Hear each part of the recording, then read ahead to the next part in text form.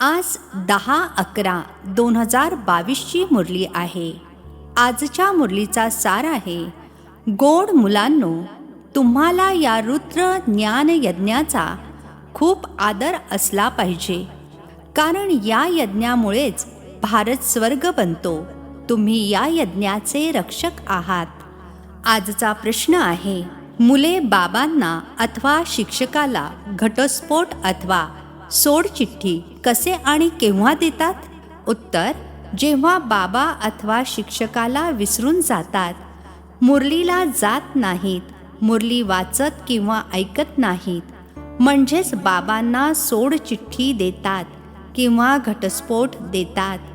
बाबा म्हणतात, मुलांनो, तुम्ही मला कधीही घटस्फोट देऊ नका. दुसरा प्रश्न आहे, तुमचे हे सत्य ज्ञान मनुष्यांना मुश्किलीने समजते असे का? कारण हे ज्ञान परंपरेने चालत येत नाही. आताच प्रायः लोप होऊन जाते. या ज्ञानाविषयी कुणाला माहिती सुद्धा नाहीये. हे नवीन ज्ञान असल्यामुळे त्यांना समजून घेणे कठीण जाते. गीत आहे, पितू मात सहायक. ओम शांती. ज्यांच्या सोबत मुलांचा आता योग लागला आहे, त्यांची बाहेर मनुष्य महिमा गात राहतात. तुम्ही त्यांच्या आठवणीमध्ये बसले आहात. स्वतःला आत्मा समजून देहाचा अभिमान सोडून एकाच्याच आठवणीमध्ये राहायचे आहे. आता तुम्ही आत्म अभिमानी बनले आहात. आधी देह अभिमानी होता. सतयुगामध्ये तुम्ही बाबांना ओळखत नाही, कारण सुखामध्ये असल्यामुळे बाबांची आठवण राहत नाही. इथे दुःखामध्ये आहात म्हणून बोलावता. गायन देखील आहे, दुःखहर्ता सुखकर्ता. वास्तवात खरे खुरे हरिद्वार हे आहे. मनुष्य श्रीकृष्णाला हरी म्हणतात, वैकुंठाला श्रीकृष्णाचे हरिद्वार म्हणतात. तुम्ही जाणता, खरे तर हरी श्रीकृष्णाला म्हणणार नाही. दुःख हरणाऱ्याला हरी म्हणतात. तुम्ही जाणता, शिवबाबा श्रीकृष्णाचे द्वार अथवा वैकुंठ सतयुगाचे द्वार उघडण्यासाठी आलेले आहेत. कोणी घर बनवतात तर तेव्हा उद्घाटन सेरिमनी अर्थात उद्घाटन सोहळा करतात ना, तर बाबा आले आहेत हरिद्वारचा सोहळा साजरा करण्यासाठी. कृष्णाच्या राजधानीमध्ये कंस तर असत नाही. बाबांद्वारे आपण स्वर्गाचा वारसा घेत आहोत. बाबाच येऊन स्वर्ग स्थापनेचा समारंभ करतात. स्थापनेला समारंभ म्हटले जाते. घराचे पहिले फाउंडेशन घातले जाते, मग घर बांधून पूर्ण केले जाते, नंतर मग समारंभ केला जातो. तर बाबा फाउंडेशन घालण्यासाठी आलेले आहेत. 1937 फाउंडेशन घातले गेले आणि आता तुम्ही स्थापना करत आहात. तुम्हाला खुशी आहे की बाबा आले आहेत नवीन दुनिया स्थापन करण्यासाठी आणि आपण नवीन दुनियेमध्ये जात आहोत. या पृथ्वीवर स्वर्ग होता, आता पुन्हा स्थापन करत आहोत. प्रत्येकाला संदेश देत आहोत. धर्मस्थापकाला पैगंबर म्हटले जाते. खरा खरा संदेश मीच देतो. मीच राजयोग शिकवून स्वर्गाची स्थापना करत आहे. बाबा समजावतात की मी वेदशास्त्राच्या पठणाने कुणालाही भेटत नाही. ही सर्व भक्ती मार्गाची शास्त्रे आहेत. भक्ती मार्गाची भरपूर सामग्री आहे. जन्मजन्मांतर तुम्ही भक्ती करत आलेले आहात. आता हे ज्ञान ऐका. परत सतयुगामध्ये ज्ञान ऐकणार नाही असे म्हटले जाते. ज्ञान अंजन सद्गुरू दिया. सतयुगामध्ये अंधकार नसतो, ज्याच्यासाठी भक्ती करावी लागेल. बाबांकडून ज्ञान घ्या, मग भक्ती राहणार नाही. तुम्ही जाणता, रावण राज्य कशाला म्हटले जाते, राम राज्य कशाला म्हटले जाते. तुम्हाला संपूर्ण प्रकाश मिळाला आहे, कारण बाबा जागे करतात. आता बघा, दीपावली साजरी करतात तेव्हा काही दिवे छोटे काही मोठे बनवितात. आता हे छोटे मोठे दिवे जागृत होत आहेत ना. ज्ञानाचे घृत मिळत आहे. मनुष्याचा मृत्यू झाला की दिव्यामध्ये घृत घालत राहतात, जेणेकरून तो प्राणी अर्थात निघून गेलेली आत्मा अंधारामध्ये अडखळू नये. या आहेत हदच्या गोष्टी, तुमच्या आहेत बेहदच्या गोष्टी. जेव्हा रावण राज्य सुरू होते तेव्हापासून ठोकरे खाणे अर्थात भटकणे सुरू होते. आता दिन प्रतिदिन जास्तीच ठोकरे खात राहतात, म्हणजे भक्तीमध्ये भटकत राहतात. प्रथम एकाची भक्ती करतात, आता तर मनुष्यांची, तिवाट्याची सुद्धा भक्ती करतात. जितकी वृक्षाची सामग्री आहे तितकीच भक्तीची देखील सामग्री भरपूर आहे. बीजापासून किती मोठा वृक्ष निघतो, भक्तीसुद्धा तेवढीच आहे. ज्ञान आहे बीज. ही सृष्टी तर अनादी अविनाशी आहे, याचा कधी विनाश होत नाही. ही सृष्टी चक्र लावतच राहते. बीजसुद्धा एक आहे तर झाडसुद्धा एक आहे. असे नाही की आकाशामध्ये, पाताळामध्ये, सूर्यावर, चंद्रावर दुनिया आहे. हे तर सायन्सवाले चंद्रावर जाऊन राहण्याचा प्रयत्न करतात, परंतु हे जाणत नाहीत की सायन्समुळे साऱ्या दुनियेचा विनाश होणार आहे आणि राज्य तुम्ही घेणार आहात. तुम्ही म्हणाल हे देखील ड्रामामध्ये नोंदलेले आहे. इतर कोणाला या गोष्टी समजणार नाहीत. राजाई तुम्हाला मिळणार आहे, कारण कनेक्शन आहे कृष्णपुरी आणि ख्रिश्चनपुरीचे. यांनी भारतवासियांमध्ये आपसात भांडणे लावून कृष्णपुरीला ख्रिश्चनपुरी बनविले. आता बाबा म्हणतात हिशोब बरोबर करायचा आहे. यांच्यामध्ये आपसात भांडण लावून लोणी तुम्हाला देतात अथवा विश्वाचे मालक बनवितात. हे आपसात लढतील जरूर. ते समजतात आम्ही पैलवान, हे म्हणतात आम्ही पैलवान, आम्हीच जिंकणार. परंतु खरे पैलवान तर तुम्ही निघालात. विजय तुमचा होणार आहे. महावीर आणि महावीरणी म्हटले जाते. बाबा म्हणतात मायेची वादळे तर येणार, परंतु कर्मामध्ये येऊ नये. योगबलाने स्थापना होत आहे आणि बाहुबळाने विनाश होत आहे. उठता बसता चालता फिरता बाबांची आठवण करायची आहे. यालाच म्हटले जाते योगबल. नंतर ज्ञानबल म्हटले जाते. ज्ञानबल का म्हटले जाते? कारण शास्त्रांमध्ये बळ आहे. त्यापासून कोणालाही मुक्ती, जीवनमुक्ती मिळू शकत नाही, म्हणून त्याला ज्ञान म्हटले जात नाही. भक्तीची शास्त्रे म्हणता येईल. ज्ञानाचे कोणतेही शास्त्र असत नाही. आता जी काही रामाची पुस्तके बनली आहेत किंवा जी काही शास्त्रे इत्यादी आहेत, सर्व लढाईमध्ये नष्ट होतील. खोटी गीता, खरी गीता, सर्व काही नष्ट होऊन जाणार, कारण सद्गती मिळते. सर्व कामना पूर्ण होतात, कोणतीही कामना राहणार नाही. आता तुम्ही 84च्या चक्राला जाणता. आता तुम्ही बेअंत म्हणणार नाही. बेअंत नास्तिक म्हणतात, गॉडफादर असे म्हणतात, परंतु नाव, रूप, देश, काळ, कर्तव्याला जाणत नाहीत. तुम्ही त्यांच्या नवीन दुनियेची स्थापना आणि पतितांना पावन बनविण्याच्या कर्तव्याला जाणले आहे. मनुष्य तर रावणाला जाळतात. तुम्हाला तर आता हसायला येते. जन्मजन्मांतर तुम्ही देखील रावणाला जाळत होता. आता तर रावण राज्याचा विनाश होणार आहे. नंतर येते दीपावली. तिथे अत्यंत प्रकाश आहे. त्याला रामराज्य म्हटले जाते. म्हणतात तर सर्वजण रामराज्य पाहिजे म्हणून, परंतु रामराज्याला जाणत नाहीत. आता तुम्हाला ज्ञान मिळत आहे आणि रावण राज्य ट्रान्स्फर होत आहे रामराज्यामध्ये. त्यापूर्वी तुम्ही रुद्रमाळेमध्ये जाल आणि हे जे इस्लामी बौद्ध धर्माचे आत्मे आहेत ते अर्धा कल्प मुक्तीमध्ये राहणार.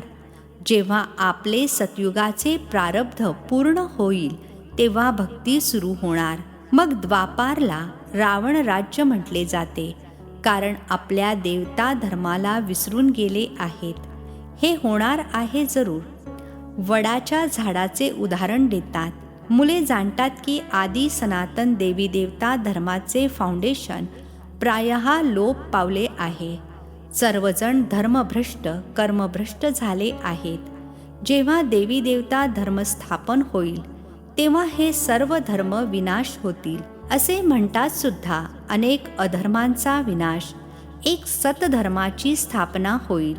इथे तुम्ही वारसा मिळविण्याचा पुरुषार्थ करत आहात.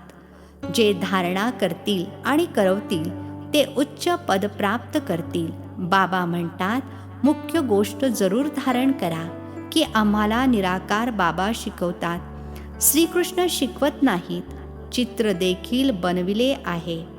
एका बाजूला श्रीकृष्णाचे चित्र आणि दुसऱ्या बाजूला शिवचे. विचारायचे आहे, आता सांगा गीतेचा भगवान कोण? विचार करा. तुम्हाला समजावून सांगायला खूप सोपे होईल की गीतेचा भगवान श्रीकृष्ण नाही तर शिव आहेत. तुम्हाला माहिती आहे की गीतेचे ज्ञान बाबा पुन्हा देत आहेत. गाण्यामध्ये सुद्धा आहे की गीतेचे ज्ञान पुन्हा ऐकवावे लागेल.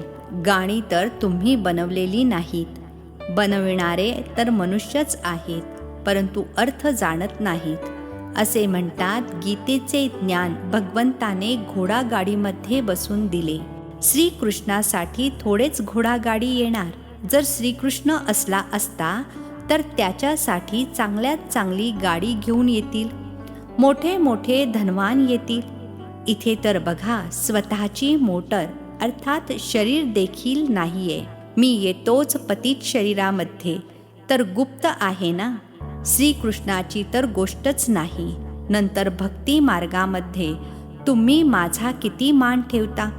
सोमनाथाचे मंदिर बनवता. कोणते एक मंदिर थोडेच असणार, अनेक असतील. मग त्यांना लुटले देखील असेल. तर सर्व बेहदची हिस्ट्री जॉग्रॉफी अर्थात बेहदच्या इतिहास भूगोलाला तुम्ही जाणले आहेत. बाबांना म्हटले जाते नॉलेजफुल, तर इथे ज्ञान देखील दिले जाते. शिक्षण देखील शिकवले जाते. ज्ञान आहे मनमना भव, याने सद्गती होते. नंतर मध्याजी भवचे शिक्षण दिले जाते. शिक्षक आणि गुरुचा पार्ट एकत्र चालतो. साऱ्या विश्वाची हिस्ट्री जॉग्रॉफी तुम्हाला शिकवतात. खरे खरे नन्स तुम्ही आहात, कारण तुम्ही एकाचीच आठवण करता. नन्स गळ्यामध्ये क्रॉस घालते, क्राइस्टची आठवण करते. असे समजते की क्राइस्ट गॉडचा मुलगा होता. तुम्ही जाणता की क्राइस्ट काही गॉडचा मुलगा नव्हता. क्राइस्टची आत्मा गॉडचा मुलगा होता. तसे तर आपण सर्वजण आहोत. बाबा येऊन 3 धर्मांची स्थापना करतात. तुम्ही उच्च ते उच्च सर्वोच्च ब्राह्मण आहात, कारण तुम्ही उच्च ते उच्च विश्वाची सेवा करता. मनुष्याला आत्म्याचे ज्ञान देता.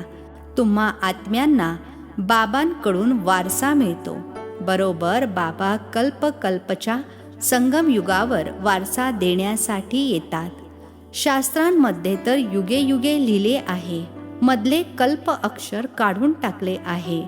त्यांचे नावच आहे पतित पावन. तर मग युगे युगे येऊन काय करतील? कल्पामध्ये एकदाच येऊन पावन बनवून निघून जातात. तर बाबा म्हणतात, मला घटस्फोट देऊ नका. आजकाल स्त्रिया पतीला घटस्फोट देतात. पूर्वी हिंदू नारी आपल्या पतीला कधी घटस्फोट देत नव्हती. तुम्हाला मुरली जरूर ऐकायची आहे. जर मुरली ऐकत नसाल तर जसे काही पिता आणि शिक्षकाला विसरून जाता, हा देखील जसा काही घटस्फोट झाला. तुम्हाला देखील किती अटेन्शन द्यायचे आहे. आता नापास झाला तर कल्पकल्पांतर नापास व्हाल. सर्वात शेवटी सर्वांना माहिती होईल की कोणी कोणी किती अभ्यास केला होता. सर्वजण म्हणतात की शांती पाहिजे, म्हणजेच मुक्ती हवी असते. असे म्हणतात की दुःख में सिमरण सब करे. तर अर्धा कल्प सुख अर्धा कल्प दुःख आहे. सुख दुःखाचा खेळ भारतावरच आहे. तुम्ही तर म्हणाल आम्हीच देवता, आम्हीच क्षत्रिय. तर हमसोचा अर्थ सुद्धा कोणी जाणत नाहीत. तर बाबा म्हणतात, मनमना भव मध्याजी भव. स्वतः धारण करून इतरांना धारण करविले तर अहो सौभाग्य. आठवणीनेच विकर्म विनाश होतील. कुठे गंगेमध्ये स्नान करणे आणि कुठे योगमध्ये राहून पावन बनणे. मुलांना यज्ञाच्या पैशांची खूप कदर असली पाहिजे, कारण यामुळे भारत स्वर्ग बनतो. बाबा आहेत गरिबांचा कैवारी. गरिबांचा एक एक पैसा पडेल तेव्हाच ते श्रीमंत बनतील. स्वर्गामध्ये हेल्थ, वेल्थ, हॅपीनेस अर्थात आरोग्य, संपत्ती, आनंद आहे. जर हेल्थ, वेल्थ आहे तर हॅपीनेस सुद्धा असायला पाहिजे. जर हेल्थ आहे, वेल्थ नसेल तर हॅपीनेस असू शकत नाही. सतयुगामध्ये हेल्थ, वेल्थ आहे म्हणून सदैव हॅपी असतात. तिथे कधी रडत नाहीत, तर तुम्हाला देखील इथे कधी रडायचे नाही. परंतु मायेची वादळे कोमेजून टाकतात. हेल्थ मिळते हॉस्पिटलमुळे आणि वेल्थ मिळते अभ्यासाने. तर बघा माझी मुले किती गरीब आहेत. पृथ्वीच्या 3 पावलांमध्ये हॉस्पिटल उघडतात. इथूनच सर्वांना हेल्थ, वेल्थ मिळते. अच्छा, गोड गोड खूप वर्षानंतर भेटलेल्या मुलांप्रती मात पिता बाप दादांची प्रेमपूर्वक आठवण आणि सुप्रभात. आत्मिक पित्याचा आत्मिक मुलांना नमस्ते. आम्हा आत्मिक मुलांचाही आत्मिक पित्यांना नमस्ते. धारणेसाठी मुख्य सारांश आहे. पहिला पॉइंट आहे, मायेच्या वादळांमध्ये कधी कोमेजून जायचे नाही. नेहमी खुशीमध्ये राहायचे आहे. दुसरा पॉइंट, आम्हाला निराकार बाबा शिकवतात, या नशेमध्ये राहायचे आहे. या खोट्या दुनियेमध्ये कोणतीही इच्छा ठेवायची नाही. वरदान आहे, दररोजच्या मुरलीच्या साधनाद्वारे व्यर्थला समाप्त करणारे पास विथ ऑनर भव. दररोजच्या मुरलीच्या साधनाद्वारे व्यर्थला समाप्त करणारे पास विथ ऑनर भव. स्पष्टीकरण आहे, दररोजची मुरली मनाला व्यस्त ठेवण्याचे साधन आहे.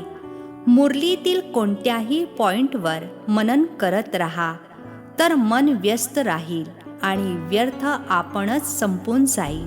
मनाला मनसा, वाचा आणि कर्मणा सेवेमध्ये इतके व्यस्त करा की जे व्यर्थ संकल्पच येणार नाहीत. तेव्हाच फायनल पेपरमध्ये पास विथ ऑनर होऊ शकाल. जर व्यर्थ संकल्प चालवण्याचा अभ्यास असेल तर ऐन वेळेला धोका खाल.